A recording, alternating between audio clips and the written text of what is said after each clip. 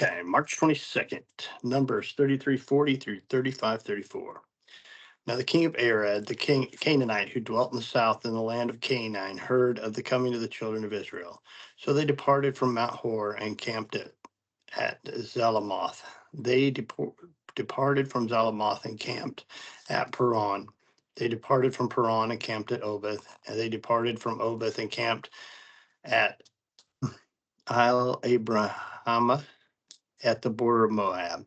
They departed from Jaham and camped at Dibon Gad, and they moved from Dibon Gad and camped at Almon Delavada.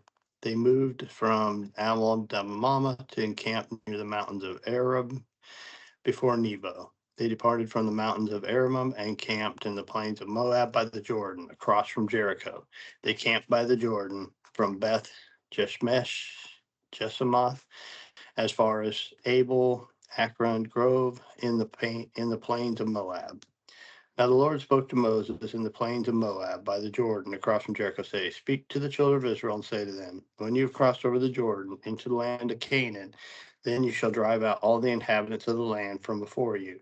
Destroy all their engraved stones, destroy all their molded images, and demolish all their high places. You shall depose of the inhabitants of the land to dwell in it.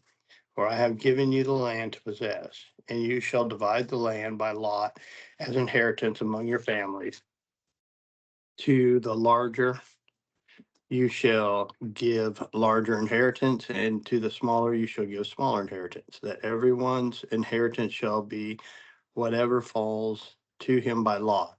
You shall inherit according to the tribes of your fathers. But if you do not drive out the inhabitants of the land from before you, then it shall be that those whom you have let remain shall be irritants to your eyes and thorns in your sides, and they shall harass you in the lands where you dwell. Moreover, you shall be that I will do to you as I thought to do to them. Then the Lord spoke to Moses, saying, Command the children of Israel and say to them, When you come into the land of Canaan, this is the land that shall fall to you as an inheritance, the land of Canaan to its boundaries. Your southern border shall be from the wilderness of Zin along the border of Eden. Then your southern border shall extend eastward towards the Salt Sea. Your border shall turn from the southern side to the ascent of Akroam, continue to Zin, and then be on the south of Kadesh Barana, and then it shall go to Hazar, Adair, and continue to Asmon. The border shall turn from Asmon to the brook of Egypt, and it shall end at the sea.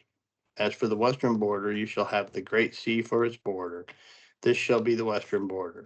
And this shall be your northern border. From the great sea, you shall mark out your border line to Mount Hor. From Mount Hor, you shall mark out your border to the entrance of Hamath. Then the direction of the border shall be towards Zedad, and the border shall proceed to Ziphron, and shall end at Hazar Enon, and this shall be your northern border. You shall mark out your eastern border from Hazar Iran to Shepham. The border shall go down from Shepham to Rehob to the east side of Ain, and the border shall go down and reach to the eastern side of the Sea of Chinnereth. The border shall go along the Jordan and shall end at the Salt Sea. This shall be your land with its narrowing, with its surrounding boundaries. Then Moses commanded the children of Israel, saying, This is the land which you shall inherit, which the Lord has commanded to give to the 9 tribes and the half tribe. For the tribe of the children of Reuben, according to their house of their fathers, and the tribe of the children of Gad, according to the house of their fathers, have received their inheritance. And the half tribe of Manasseh has received its inheritance.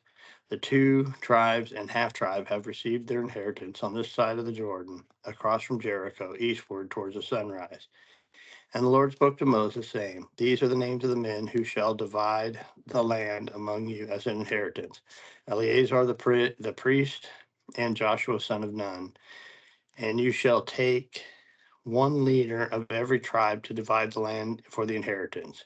These are the names of the men from the tribes of Judah: Caleb, son of Jessamah; from the tribe of the children of Simeon, Shamuel, son of Amminadab; from the tribe of Benjamin, Eliad, son of Shisham; the leader from the tribe of the children of Dan, Buki, the son of Joli; from the sons of Joseph, the leader from the tribe of the children of Manasseh, Hanal, son of Ephod; from the leader of the tribe of the children of Ephraim, Kilmum, son of Setham; the leader from the tribe of the children of Zilram, and the son of Parak; the leader of the tribe of the children of Issachar, Patel, son of Azon; the leader from the tribe of Asad, Ahud, son of Shimon; the leader from the tribe of the children of Naphtali, Pethiel, son of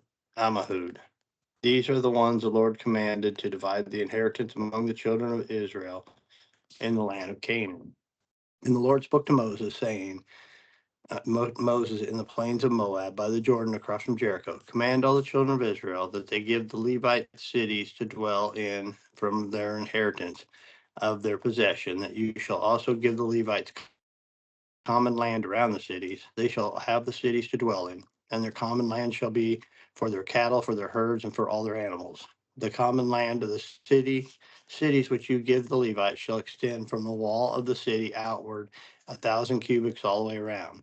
And you shall measure outside the city on the east side 2,000 cubits, on the south side 2,000 cubits, on the west side 2,000 cubits, on the north side, and 2,000 cubits side. Okay, the city shall be in the middle. This shall belong to them as common land for their cities. Now, among the cities of which you give the Levites, you shall appoint 6 cities of refuge, to which the manslayer may flee. And to those you may add 42 cities. And to these you shall add 42 cities, so that all the cities that you give the Levites shall be 48, and you shall give with their common land. And the cities which you give shall be from the possession of the children of Israel. From the larger tribe you shall give many, from the smaller you shall give few. Each shall give some of the city to the Levites in proportion to their inheritance in which they each receives. Then the Lord spoke to Moses, saying, Speak to the children of Israel and say to them, When you cross the Jordan into the land of Canaan, then you shall appoint cities to be cities of refuge for you, that the manslayer who kills any person accidentally may flee there. They shall be cities of refuge for you from your avenger, that the manslayer may not die until he stands before the congregation in judgment. And if the cities which you give, you shall have 6 cities of refuge. You shall appoint 3 cities on this side of the Jordan, and 3 cities you shall appoint in the land of Canaan, which will be the cities of refuge. These 6 cities shall be for refuge for the children of Israel, for the stranger and for the sojourner among them. If anyone kills a person accidentally, may flee there. But if he strikes him with an iron implement so he dies, he is a murderer.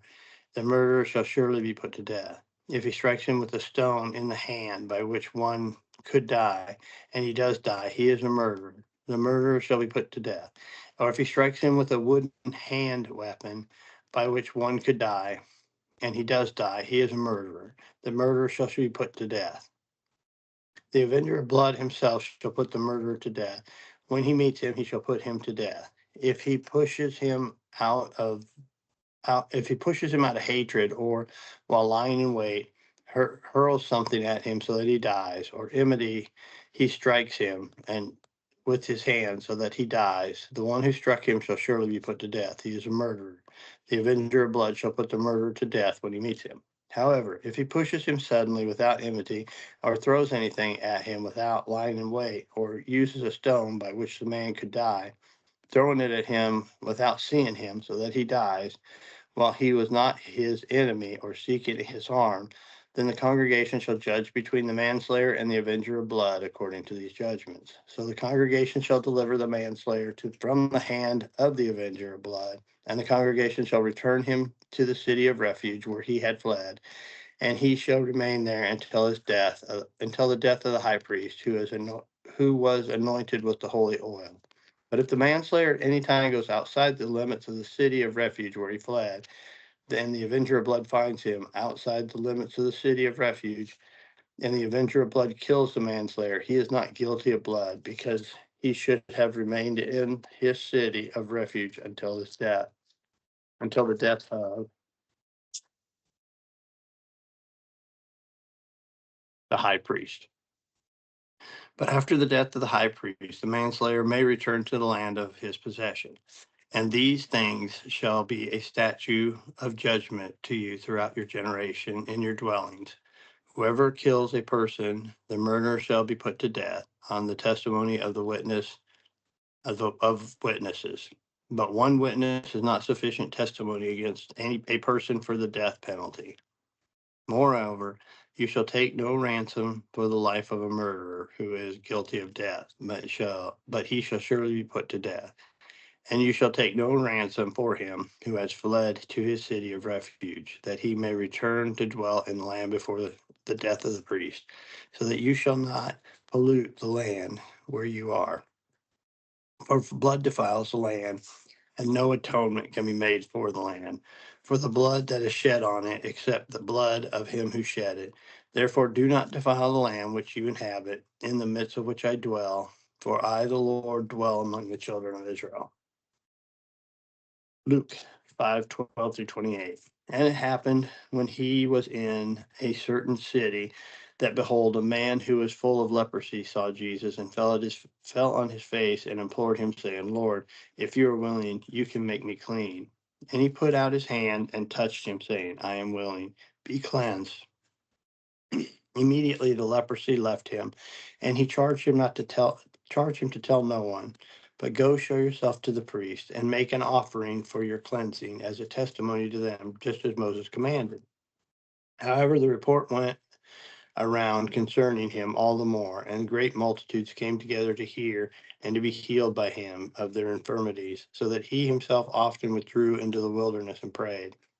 Now it happened on a certain day, as he was teaching, that there were Pharisees and teachers of the law sitting by, who had come out of every town of Galilee, Judea, and Jerusalem, and the power of the Lord was present to heal them. And behold, men brought on a bed a man who was paralyzed, whom they sought to bring and lay him before him. But when they could not find how they might bring him because of the crowd, they went up on the housetop and let down with his bed through the tiling in the midst before Jesus. When he saw their faith, he said to them, Man, your sins are forgiven you. And the scribes and the Pharisees began to reason, saying, Who is this who speaks blasphemy? Who can forgive sins but God alone? But when Jesus perceived their thoughts, he answered and said to them, Why are you reasoning in your hearts? Which is easier to say, Your sins are forgiven you, or to say, Rise up and walk? But that you may know that the Son of Man has power on earth to forgive sins. He said to the man who was paralyzed, I say to you, arise, take up your bed, and go into your house. Immediately he rose up before them, took up what he had been laying on, and departed to his own house, glorifying God. And they were all amazed, and they glorified God and were filled with the fear, saying, We have seen strange things today. After these things, he went out and saw a tax collector named Levi sitting at the tax office. And he said to him, Follow me. So he left all, rose up, and followed him. Psalm 65, 1-13. Now, this is from the chief musician, a psalm of David. Praise is awaiting to you, O God, in Zion, and you, the vow, shall be performed. O you who hear prayer, to you all flesh will come. Iniquities prevail against me. As for our transgressions, you will provide atonement for them. Wow, that talks about Jesus. Um, it says here that you'll hear our prayer. All flesh will come to you, because we all will stand before the judgment throne of God. Iniquities prevail against me. A sin overtakes us for our transgressions. You will provide the atonement for them. And he did. He provided the atonement by coming down onto the cross. Wow. Blessed is the man you choose and cause to approach you, that you may dwell in your courts. We will be satisfied with the goodness of your house, of your holy temple. By awesome deeds and righteousness, you will answer us. O God of our salvation, you who are the confidence of all the ends of the earth, and of full as the far off seas, who established the mountains by his strength. Blessing clothed with power, you shall, you who still you who stills the noise of the seas, the noise of their waves, and the turmoils of the people, they also who dwell in the farthest parts are afraid of your signs. You make the outgoings of the morning and evening rejoice. You visit the earth and water it. You greatly enrich it. The river of God is full of water. You provide their grain, for so you have prepared it. You water its ridges abundantly. You settle its furrows. You make it soft with showers. You bless its growth. You crown the year with your goodness, and your paths drip with abundance. They drop on pastures of wildernesses, and the little hills rejoice on every side. The pastures are clothed with flocks. The valleys are covered with grain. They shout for joy. They also sing. Proverbs 11:23. The desire of the righteous is only good, but the expectation of the wicked is wrath. All right. We'll see y'all tomorrow.